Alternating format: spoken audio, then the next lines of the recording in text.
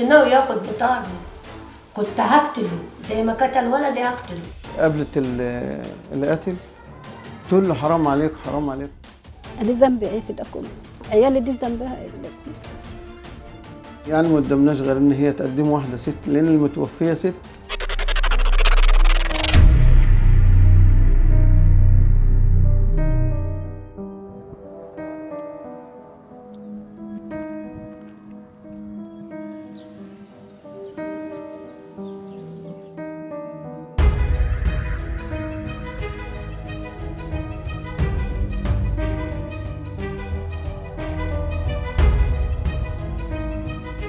طب ما هو قتلنا، طب انا ما عملتش حاجه، ودادي كان مسكين كان جاي من الجامع يعبوا ميه للناس تصلي التراويح.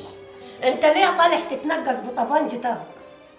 عيال عم تضرب مدافع لرمضان. انت لو مؤدب ومحافظ على شغلتك وعاوز تحافظ على شغلتك وتحفظ مركزك قدام الناس، اطلع اديله قلمية. يعني مثلا لو مسك لي سعد من يده وكده ودخل بيه علاه، كنت قلت له ايه موديك تلعب عند بيته؟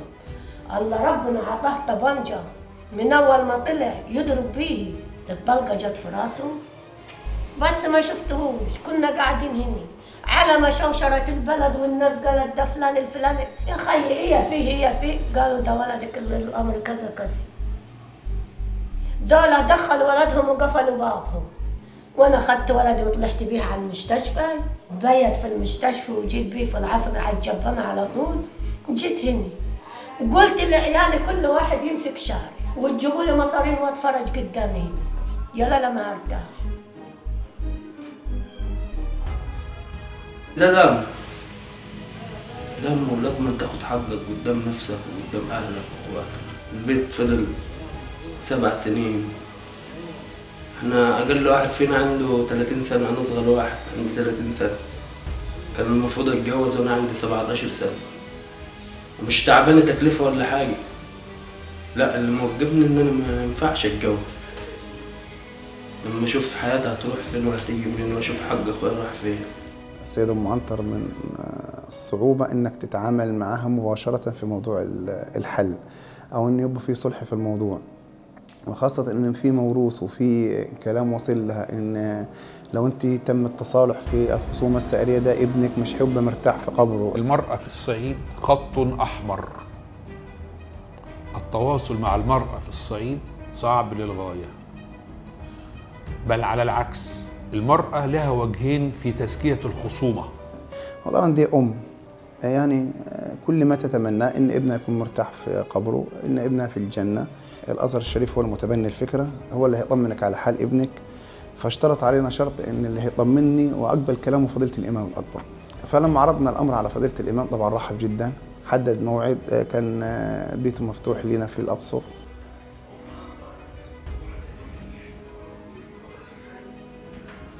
والله لا المشايخ ما دخلت على تقول مش عارفة عملية. تاني يوم زي كده الحاج أحمد عم يقول رايح الشيخ الطيب طالبكم في الأقصر. فلما جلست مع فضيلة الإمام طبعا الوجه بتاعها يعني قبل جوزها مع فضيلة الإمام شيء، وبعد 5 دقائق أو 10 دقائق، أقل من 10 دقائق، تغير الوجه تماما. قال لي طب أنت موافقة؟ قلت له موافقة. ولقينا الست بدأت تفرح في 5 دقائق، مش هي الست اللي احنا رايحين بيها يعني. تمام، تغير حالها فورا يعني. دلوقتي خلاص قلت لهم تراعوا لعيالكم وتراعوا لنفسكم، وانا الحكايه دي عديتكم مني.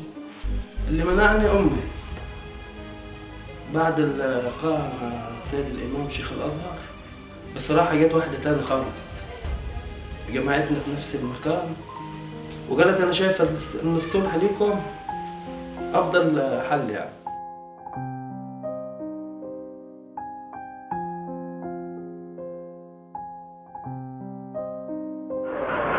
بعد أن استمعنا إلى تلك الكلمات القيمة لعلها تصل إلى القلوب قبل الآذان، لعل القلوب تعي قبل أن تسمع الأذن، لأنك لو علمت أن زوال الدنيا بأسرها زوالها بأكملها أهون عند الله من إراقة قطرة دم.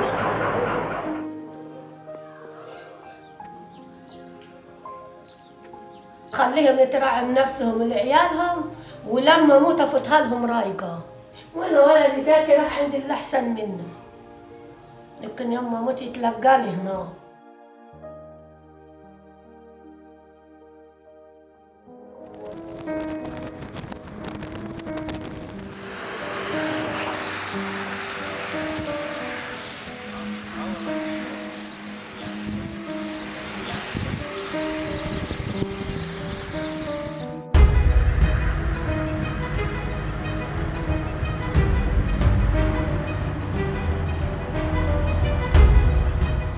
كان ولاد عمي في خناقة مع ناس تانيين، ووالدتي خرجت وأنا كنت في الشغل.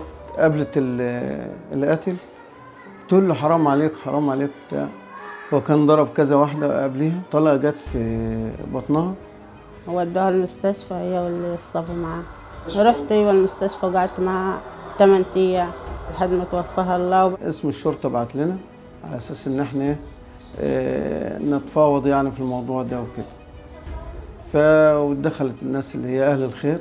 احنا قلنا الكفن الصلح أحسن من الخناقات والدوشة تاني. كنا عاوزين الدم يقف وما يبقاش فيه مشاكل تاني. كان يعني ما قدمناش غير إن هي تقدم واحدة ست، لأن المتوفية ست، فلازم الست اللي هي تعتبر هتسد مكانها تقدم الكفن. أهل المجني عليه بيختاروا ذات الناصية الأعلى في الطرف الآخر يأخذ منه السعر مع المتهم إذا كان حر. يعني مين يقول لك أنت عايز تاخد طرك من مين؟ لو في واحد مستشار لك لا أنا عايز المستشار اللي عملت المستشار. طب نيجي نتفق على الصلح. طب أنت عايز مين اللي يخش لك بالجودة؟ يقول لك المستشار. طبعا عرضنا على أختنا إن هي تروح تاخد الكفن منها.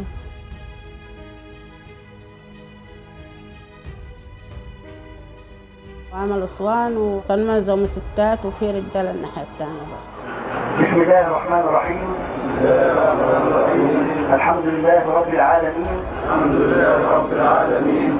والصلاة والسلام على أشرف المرسلين. والصلاة والسلام على أشرف المرسلين. سيدنا محمد. سيدنا محمد. النبي الأمي الهادي الأمين. النبي الأمي الهادي الأمين. نقسم بالله العظيم. نقسم بالله العظيم. نقسم بالله العظيم. نقسم بالله العظيم. نقسم بالله العظيم. نقسم بالله العظيم. على كتاب الله. على كتاب الله. على كتاب الله.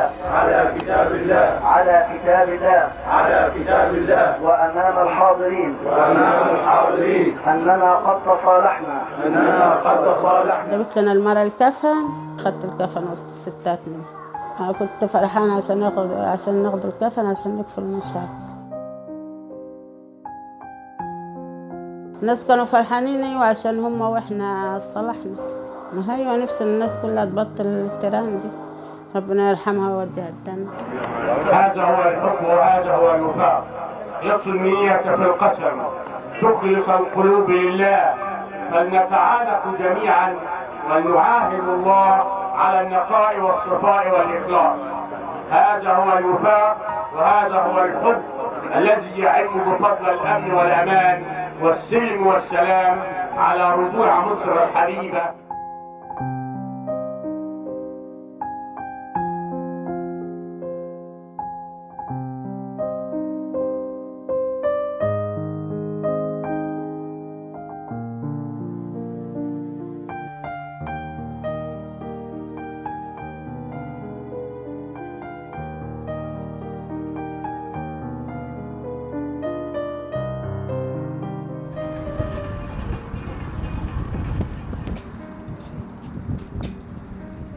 المشكلة دي جات لنا مفاجأة كده. معايا 4 صبيان، 2 متجوزين و2 لسه. فأنا عندي ابن أكبر منهم من ابن جوزي. وحصل خلافات هو ومراته. قال لي يابا ما كنتش مستحمل وعايزة أطلق. وهو طلق يوم الواقعة. جارها اللي وراها اتصل على عيد. يا دكتور عيد. قال ايه؟ قال ام هاشم جايبه عربيه اخوها وعمال بتحمل في العزاء. ابوه قال له يا عيد ما تروحش يمهم خالص، واتصل على النجده ايه تمسكهم متلبسين. والله وحياه رحمته وحياة رحمته إني بقول لأولاده أما تشوفوا العربية ميلوا من سكتها أول حد يقف قدام العربية. راح سايب الأكل من إيده وراح واخد أولاده، ولا معاه عصاية ولا معاه أي حاجة ومشي. قال إحنا رايحين نحل. واتصلت على عمي، يا عمي محمد راح الرضوان وحصل كذا. قال لي محمد مات. لقيت الحاج مرمى على الطريق. أنا ذنبي إيه في ده كله؟ عيالي دي ذنبها إيه في ده كله؟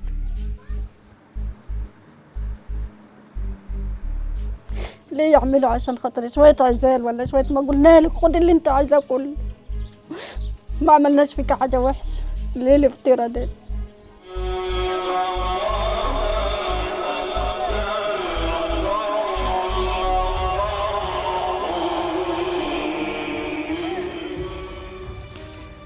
عملنا صوان، قوموا ولاد عمه راحوا ادينا الصوان وما ناخد حقه. احنا مش هنسيب حقه، اصل احنا ما غلطناش في حاجه، احنا بس سايبين حق ابوي. أنا بقول أنا اللي هاخد الطار. أحمد بيقول أنا لا ما حدش هاخده إلا أنا. محمود بيقول لا إلا أنا. أيمن بيقول أنا اللي هاخده. عيد بيقول ما حدش واخده إلا أنا أولى بيه.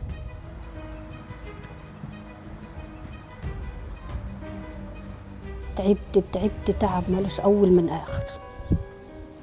طب أراضي مين وأعمل مين وإيه يا رب؟ بقيت أقعد أصلي وأقول يا رب دلنا على اللي يرضيك.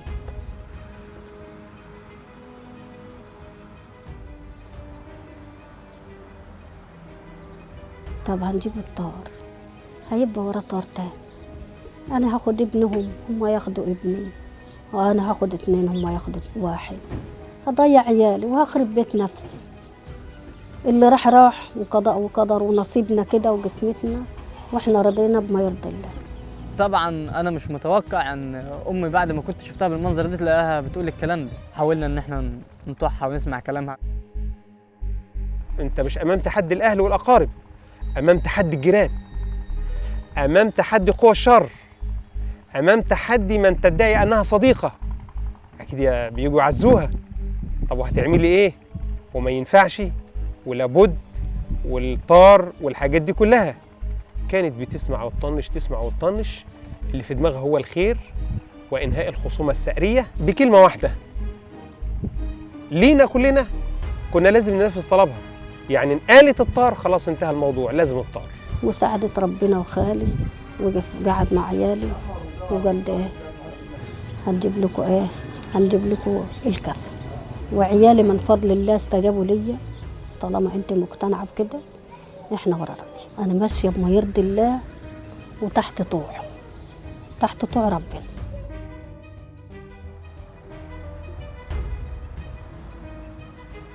هذه السيدة العظيمة، السيدة البسيطة، السيدة الأمية، وقفت بحار دماء.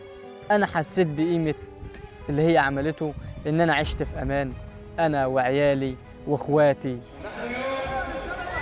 في مشهد عظيم بنوصل رسالة إلى كل الناس.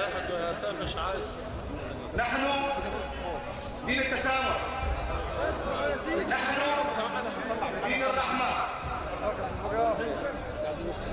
نحن الإسلام.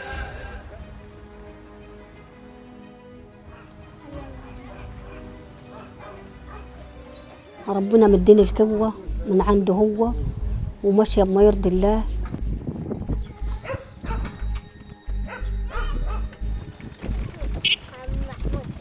وحافظت على عيالي لأن الطار والدم مش وراها إلا الغم.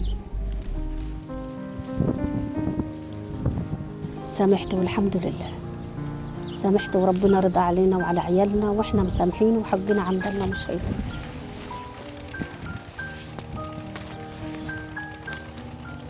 أنا بقول لكل ست مصرية تحافظ على عيالها، تحافظ على بيتها، تتقى الله في دينها، تتجه لله وتصلي وتشوف ربنا هيعديها طريق الأمام ولا مش هيعديها.